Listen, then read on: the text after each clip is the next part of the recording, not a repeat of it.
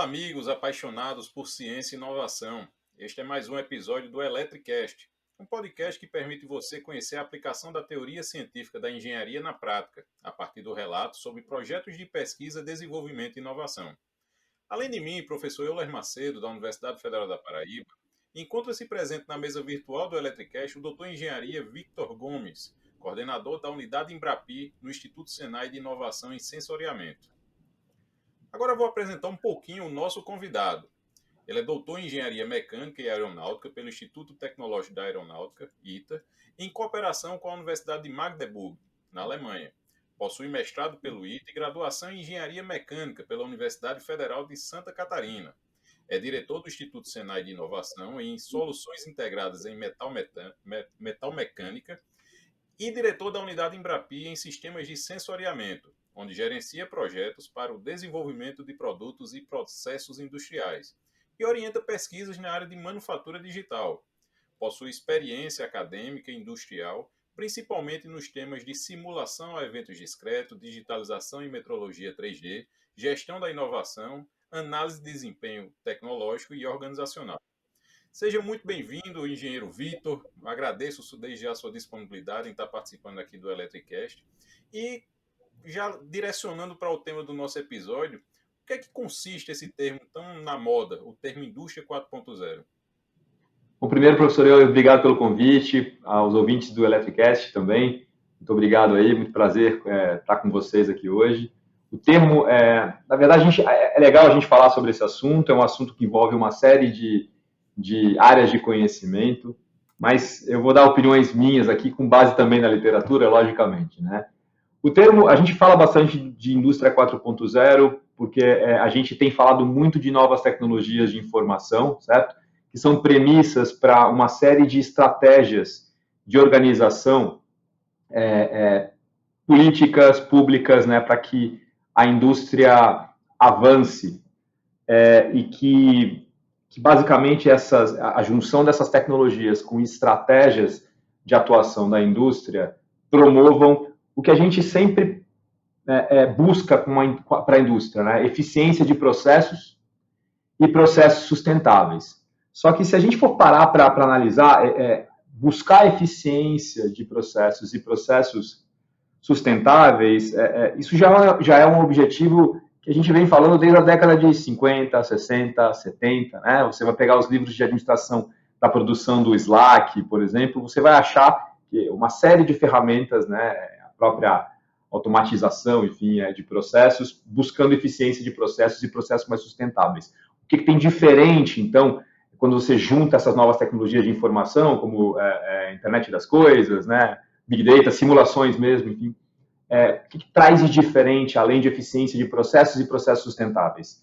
A busca por processos interconectados e processos colaborativos. Então, o termo Indústria 4.0, ele ratifica as necessidades de eficiência de processos e processos sustentáveis, só que ele traz agora, muito mais claramente, mais fortemente, por causa das tecnologias da informação, processos interconectados e processos colaborativos. Para quê? Por que isso? Para que a gente consiga, então, reduzir o tempo de respostas a eventos. Então, a gente vai conversar bastante aqui sobre uma série de coisas e a redução do tempo de resposta a eventos praticamente estará em todas as respostas que eu darei para ti daqui para frente, porque é disso que consiste o termo Indústria 4.0. Basicamente, com um mercado cada vez mais competitivo, a gente tem que atender cada vez mais mercados diferentes pelo mundo, pessoas diferentes, né? Então a gente precisa ser rápido para dar respostas, tá bom? Perfeito. E até complementando um pouquinho já do que você introduziu, quais seriam então os requisitos de uma fábrica atual, vamos dizer, no presente, para que ela possa participar ou ter esse conceito de indústria 4.0? Eu acho que tudo está relacionado ao nível de informação de qual empresa, né, precisa. Então, se é uma empresa global, se é uma empresa que atua em vários sites, né, vários países ou várias cidades, vamos colocar assim, né, eu, eu entendo que os requisitos para que essa empresa caminhe, né, para ser mais conectada e mais colaborativa, vamos pensar sempre assim agora, né, usando esses termos que a gente usou antes, né, e que tenha mais resposta, mais velocidade na resposta à decisão. Então, vou precisar de alguns investimentos relacionados à arquitetura de como a informação vai ser tratada nessa empresa.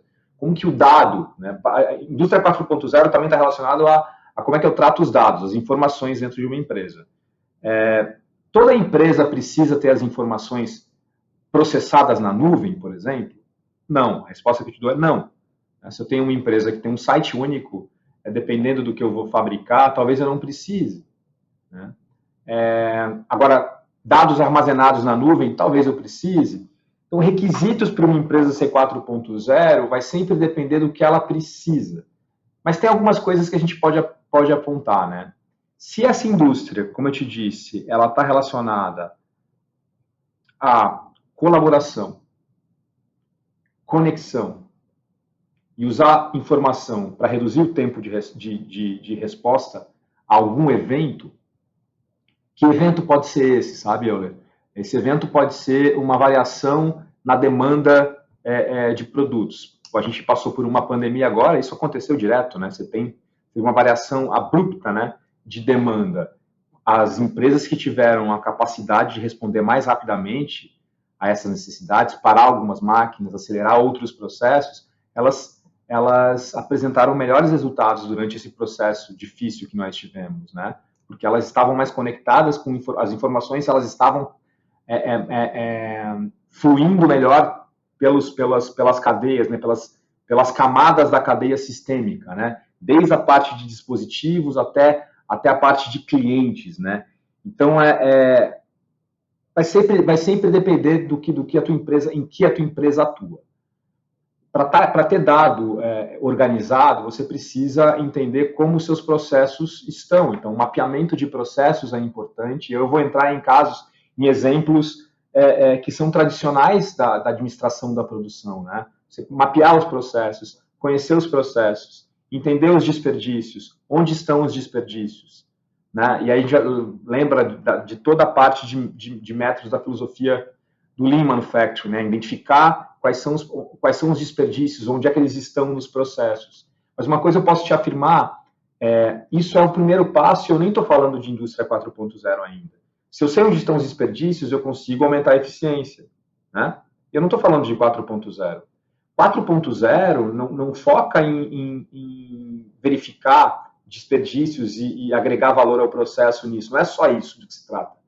4.0 é agregar valor em atividades que já agregam valor, não naquelas que não agregam valor. E é por isso que a gente fala bastante de sensoriamento, por exemplo.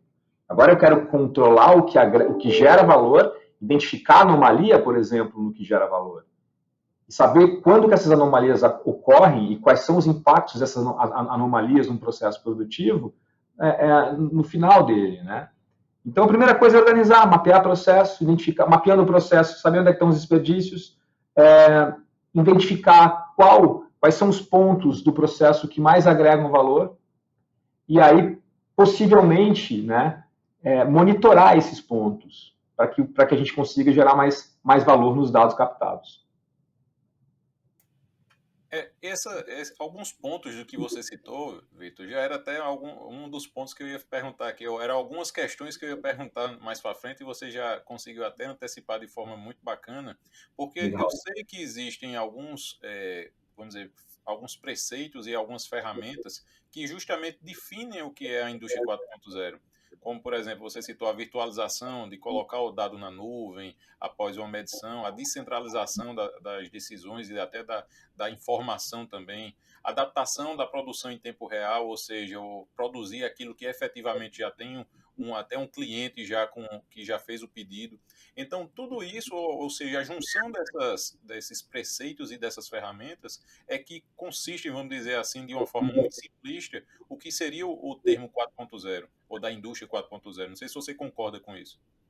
Eu concordo. Eu acho que a gente tem uma série de termos a serem colocados, né? Uma vez eu dei uma resposta assim, ó, o que você precisa para ter uma empresa 4.0? Eu falei, olha, você precisa de energia e de internet, talvez, né? Já que você quer conectar coisas. E talvez seja uma resposta muito rasa, mas se a gente quer começar a conectar informações, né? Não adianta eu falar em 4.0 se eu não tiver a estrutura para isso também. Mas a indústria 4.0, a gente tem que saber que ela não está só relacionada à tecnologia, né, professor Euler? Está relacionado a recursos humanos também. Você precisa preparar pessoas a ter uma capacidade maior de associação em várias áreas de conhecimento, né? Você precisa pensar em cadeia produtiva, porque indústria 4.0 não se faz do muro da fábrica para dentro, né? Se a gente está falando de uma indústria colaborativa, eu preciso conhecer, e eu estou falando de dados, né? Eu preciso entender como estão os dados da cadeia produtiva, ou seja, de quem eu forneço, para quem eu forneço o produto e para quem fornece produto para mim. E aí eu estou falando de infraestrutura, como eu te disse, porque eu preciso de comunicação entre esses sites diferentes. E além disso, eu estou falando de regulação, porque tu imagina só, a gente está falando agora de um processo onde a gente precisa trocar informações com clientes e com quem fornece para você. E muitas vezes, alguns desses clientes também são teus concorrentes em algumas outras áreas. Se a gente fala de indústrias globais, né? Empresas globais, empresas que fornecem vários tipos aí de soluções. Então, é uma série de áreas distintas, incluindo a tecnologia, né, que são requisitos para que você fale, poxa, eu quero fazer a transformação digital na minha empresa, eu quero partir para a área digital, para a área 4.0. Não é apenas olhar para a tecnologia, né? Se você olhar até para regulação, já tem muita coisa para ser feita. E por isso que eu falei lá no começo da importância de a gente pensar em tecnologia da informação, mas como isso está contextualizado numa estratégia que passa por política, passa por toda a parte de relações entre o público e o privado também. Ah, bacana. E Vitor, até como é que eu queria saber agora, como é que o Instituto Senai de Inovação em Sensoriamento ele tem contribuído, então, nesse contexto de modernização e de adaptação das indústrias e do sistema produtivo já para esse contexto 4.0? Legal. A gente faz parte de uma rede de institutos de pesquisa, né? São institutos de ciência e tecnologia, é uma rede do Senai. O Senai, em âmbito nacional, tem 26 institutos de inovação pelo país, que eles são distribuídos de acordo com a vocação de cada região. Então, aqui a gente está no Rio Grande do Sul, tem uma economia bem diversificada, e a gente tem 2 institutos de inovação aqui. Um é de polímeros, né, toda a parte de materiais, e o outro é voltado para soluções integradas, soluções digitais, e a gente desenvolve tecnologias para sistemas de sensoriamento. Eu sempre ratifico que a gente não desenvolve produto, quem desenvolve produto é a indústria.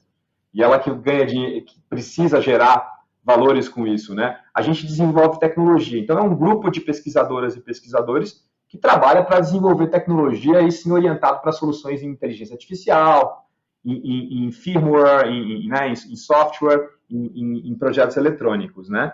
Essa rede de institutos ela está conectada por exemplo, com um pessoal específico na parte de energias renováveis no Rio Grande do Norte, mas também um pessoal que olha para a mineração em Minas Gerais, um pessoal que olha para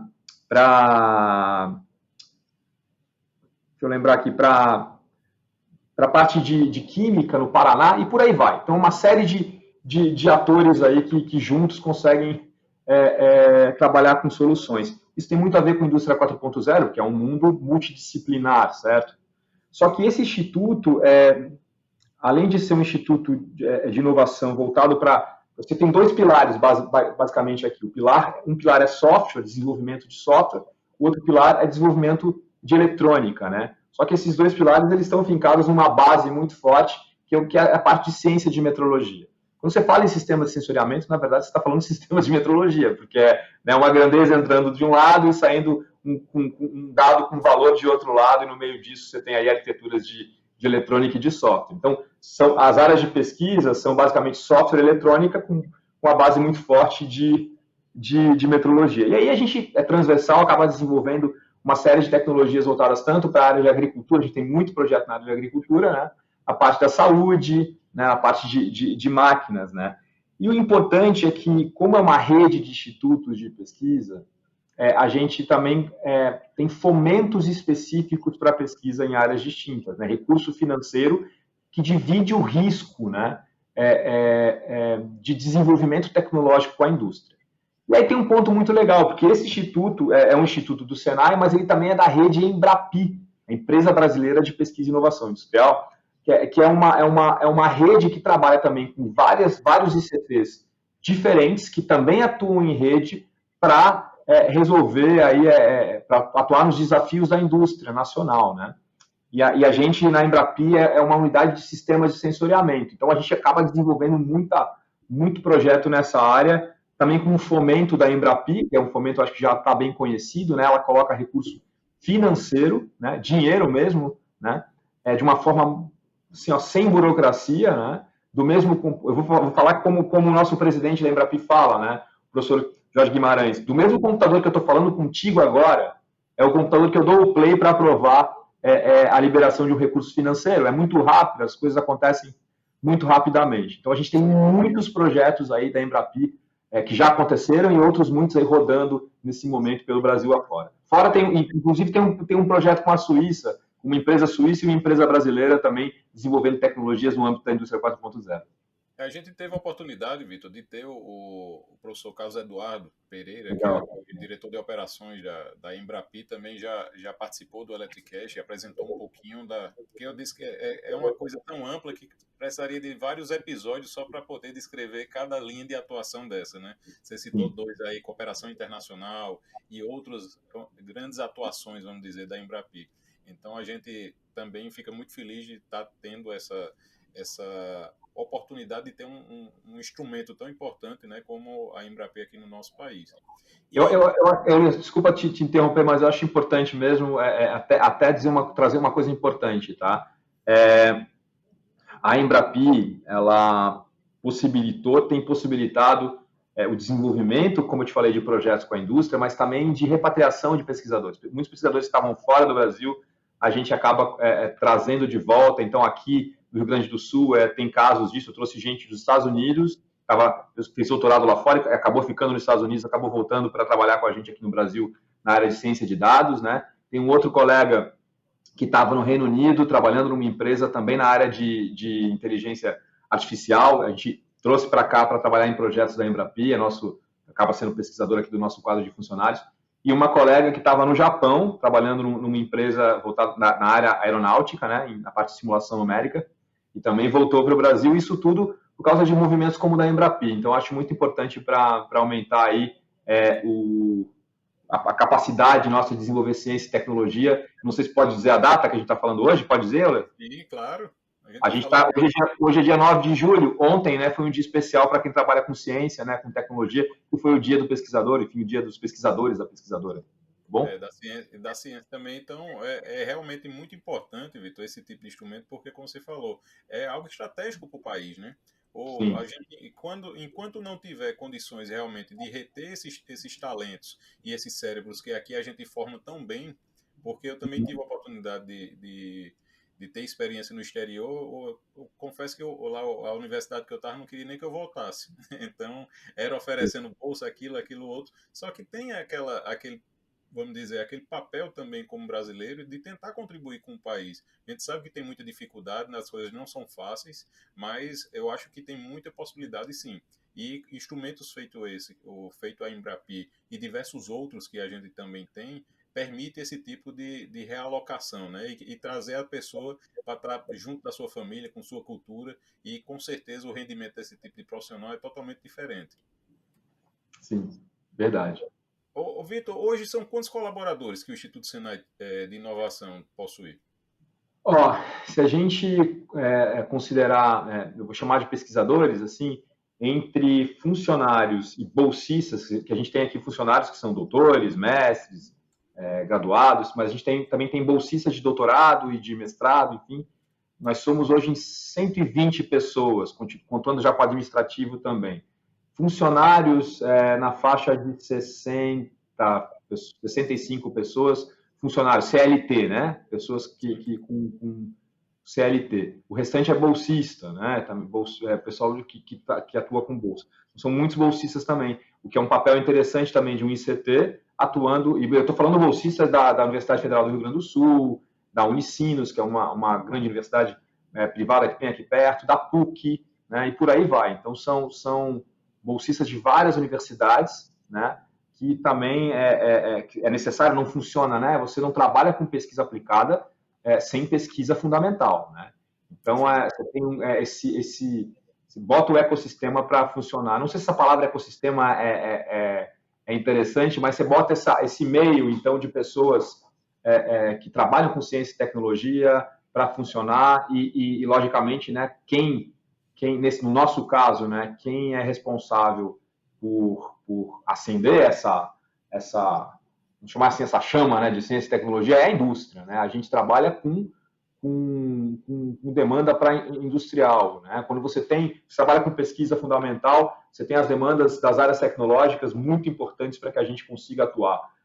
E quando você trabalha com demanda de pesquisa aplicada, a demanda vem de desafios industriais. E aí você tem que ter o pé muito forte, né, colocado na pesquisa fundamental, porque é ali que a gente olha para o estado da arte e olha muito forte para fenômeno. É importante olhar para fenômeno e para desenvolver isso. E você tem que ter o pé muito forte também na indústria, né, para captar e traduzir necessidades, requisitos industriais, desafios industriais, né, para que aí isso seja transformado em soluções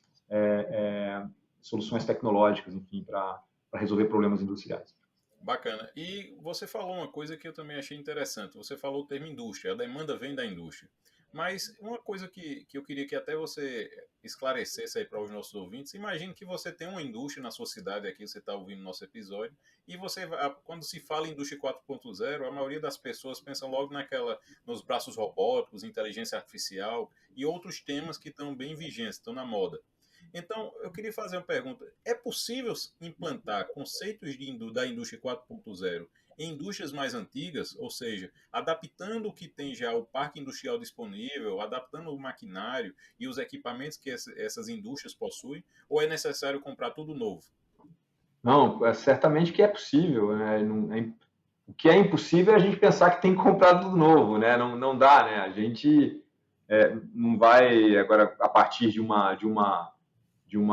avanço tecnológico, né? De que a gente consegue agora melhorar a velocidade de processamento e melhorar, né, aumentar a velocidade de processamento e aumentar a velocidade de tomar decisão. Agora eu vou ter que mudar tudo. Não seria, né, do ponto de vista de decisão, uma coisa muito certa de engenharia, né, de tomada de decisão. Certamente a gente desenvolve uma série de soluções, e as empresas, a indústria tem feito isso, né, achado soluções para usar o que a gente tem hoje no Parque Fabril e depois, gradativamente implementando aí melhorias. Eu tenho alguns exemplos disso, e eu cito até um exemplo de um projeto que eu vou poder dizer o nome das empresas porque está na mídia, está muito tranquilo falar. A gente entregou um projeto recentemente para a Bosch, uma parceira nossa de vários projetos que nós temos. A Bosch desenvolve um projeto com a Rudolf, também é uma parceira da Bosch. Esse projeto chama I4.0 Retrofit. Olha essa palavra, retrofit.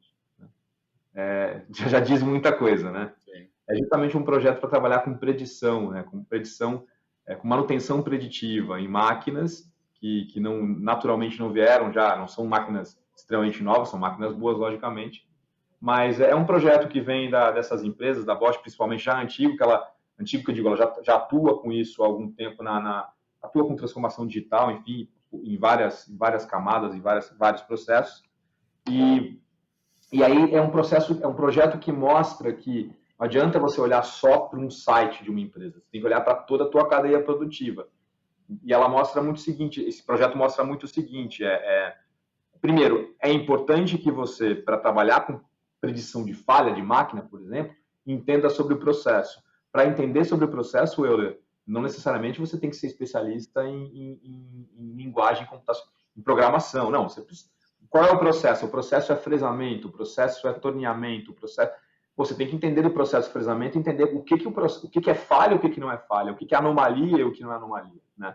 Você está num processo que envolve aprendizado de máquina, machine learning, por exemplo, você precisa de gente especializada naquele processo específico para classificar dados.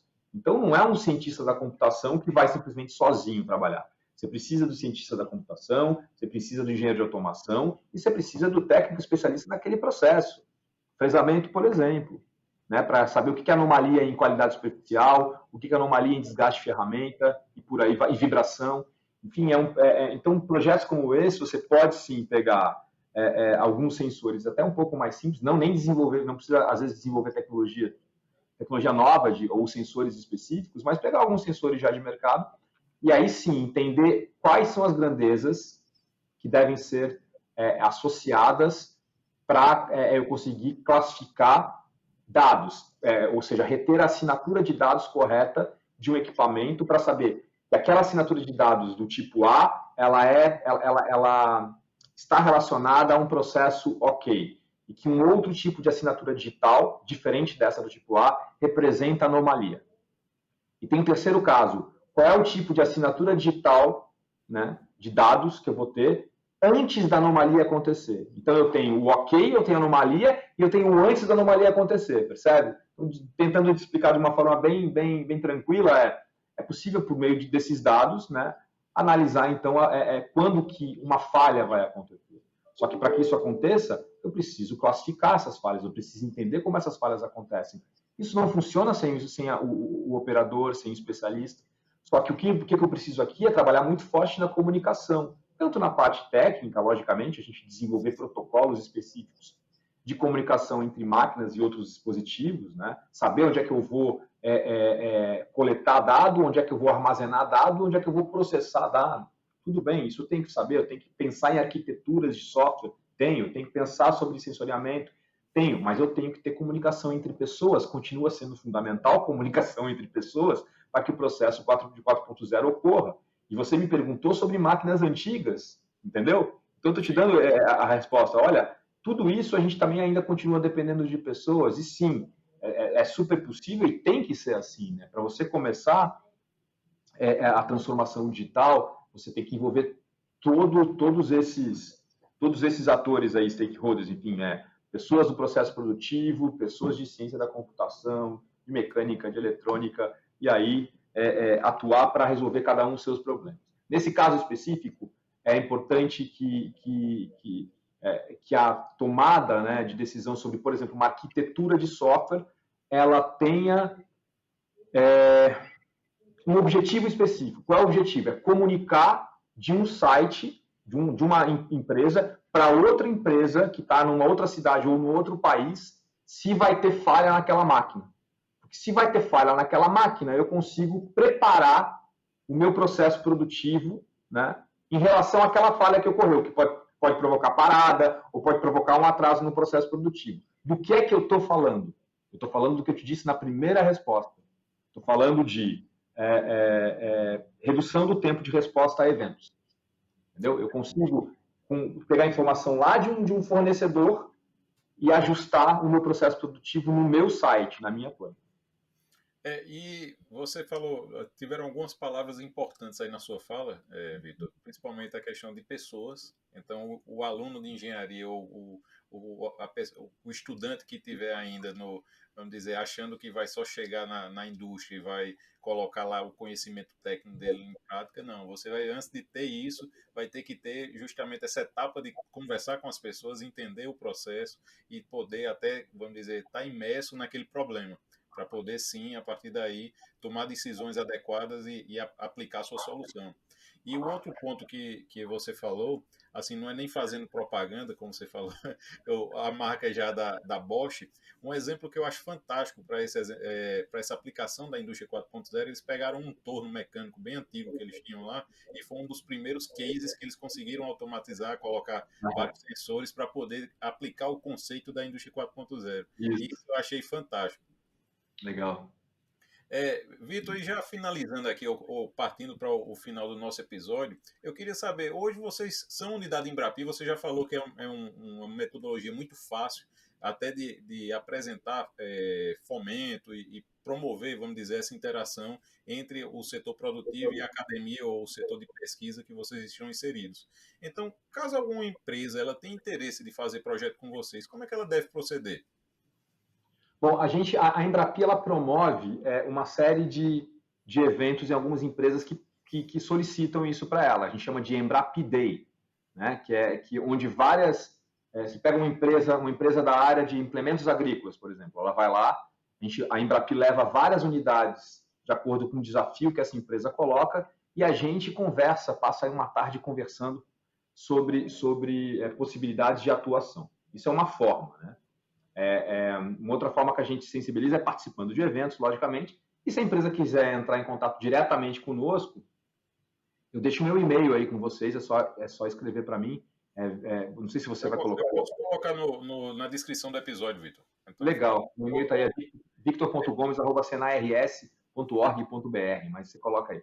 perfeito. E também vai ter, mais para frente, a gente vai ter um espaço para você divulgar seus perfis de rede social, caso tenha, ou algum site que tenha interesse. Legal, legal. Vitor, também já fechando aqui o nosso episódio, eu queria saber, pelo seu vasto conhecimento na área, você acredita que a relação academia-indústria ela tem contribuído de forma efetiva para o desenvolvimento da indústria 4.0 no Brasil? Sim, eu acredito que sim. Para se trabalhar com indústria 4.0, como falei, você precisa de tecnologia, você precisa entender bastante sobre hard skills, sim, primeiro, né? Precisa entender sobre áreas importantes que a gente tem em ciência da computação, em engenharias diversas, né? Mecânica, eletrônica, elétrica, né? A gente precisa formar pessoas que entendam bastante de matemática, né, e por aí vai, sim, das áreas técnicas, mas também precisa formar pessoas de outras áreas com outros skills que possam também trabalhar em soft skills, né? A gente precisa muito entender sobre fenômenos, muito. E projetos de indústria 4.0 são projetos multidisciplinares, né?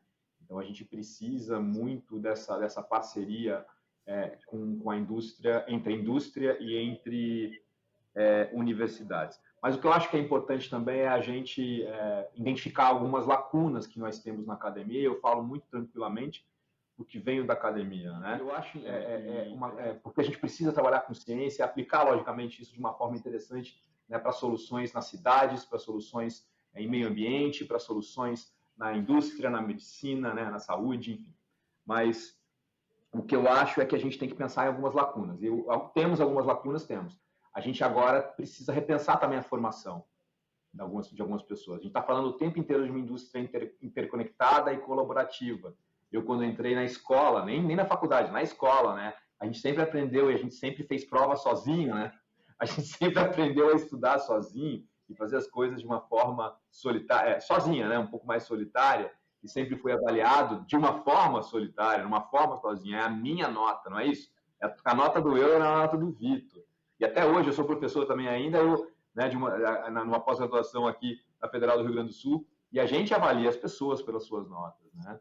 E a gente continua agora discutindo essas coisas de colocar gradativamente durante os períodos de formação em vários cursos, sejam cursos profissionais de educação profissional que a gente tem no Senai, ou seja em cursos de graduação nas universidades, na pós-graduação, de uma atuação um pouco mais colaborativa, interdisciplinar. Só que sem esquecer o seguinte, tá? A indústria 4.0 precisa de profundo conhecimento em tecnologias, não de raso conhecimento em tecnologias.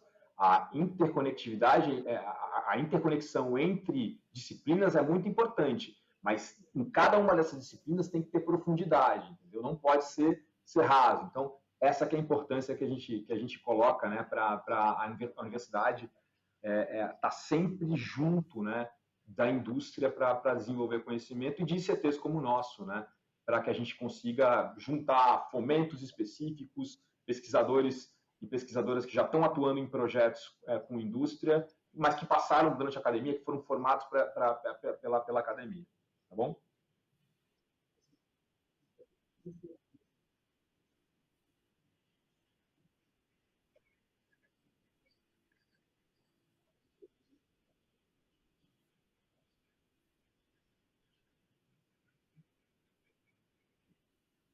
Ah, muito bacana. E, assim, até pegando já o Opa, gancho aí com eu sua acho fala, então, a dica que que, você daria para os nossos que ouvintes que sejam alunos ou se você profissionais é e que aluno, desejem se se você, aprofundar nesse e tema? vou falar mais para o pessoal Você que já é deu da várias minha dicas, área, né? Eu mas sou engenheiro, o né?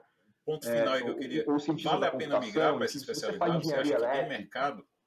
saiba que você vai escolher uma área, né, específica da elétrica que você vai usar bastante em vários projetos de 4.0. Se você é da eletrônica, a mesma coisa. Se você é da mecânica, a mesma coisa.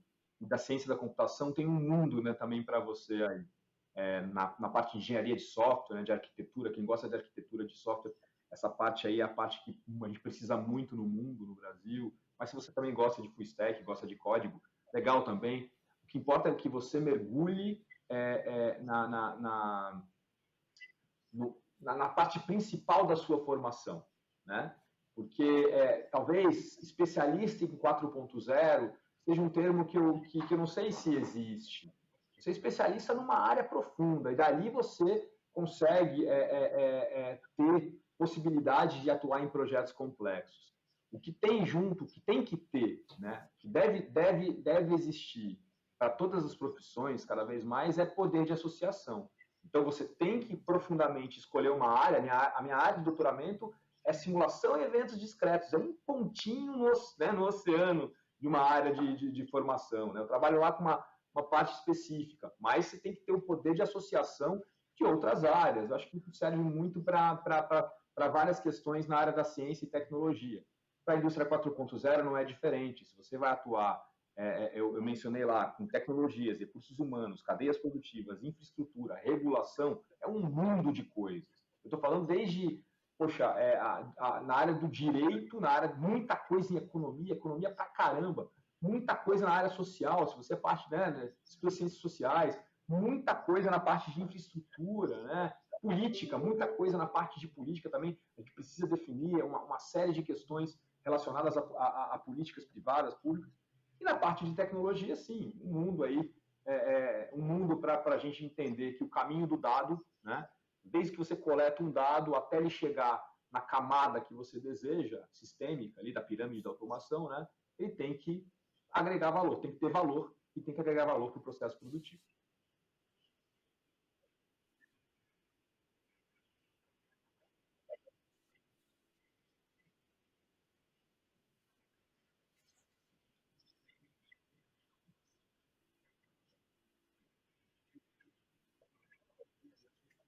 Ah, excelente. Isso mostra realmente que a engenharia e a atuação, principalmente no setor industrial, é multiárea, né? Você não cada vez mais você vai ter que estar se relacionando com pessoas diferentes, com áreas diferentes, conhecimentos diferentes para você ser realmente um profissional diferenciado.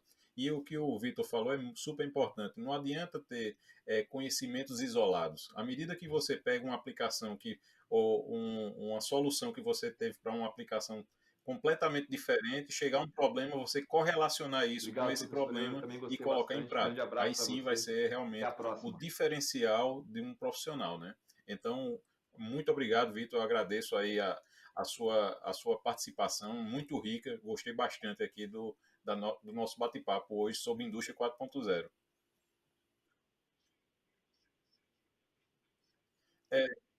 Obrigado, Vitor. E até complementando aqui, eu gostaria de informar que esse episódio do Electricast ele conta com o apoio da SBA, Sociedade Brasileira de Automática. E para quem não conhece, a SBA ela tem um objetivo primordial de promover a ciência e a tecnologia de controle automático e suas aplicações em sentido amplo. Ela foi fundada em 1975 para atender à necessidade de intercâmbio entre os especialistas brasileiros atuantes na área de automação e controle e entre esses seus pares internacionais, representado pela International Federation of Automatic Control, o IFAC. Bom, Então, como eu te visite o falei, site pelo meu e-mail, caso você tenha um desafio www.sba.org.br industrial, eu e tenho conheça um também no pouco mais LinkedIn sobre as áreas de atuação. ictor.gomes, né, para me achar lá, por favor. Vitor, muito obrigado mais uma vez. Eu Lá gostaria de pelo saber onde site é que as pessoas podem encontrar mais sinars.org.br, informações e tem conversar informações com aí sobre o você, que a gente caso faz. desejem. E também tem o site da Embrapi, é só dar um Google Embrapi, você vai achar bastante informação ali sobre várias unidades da Embrapi que tem por aí, inclusive a nossa, que é de sistemas de sensoriamento.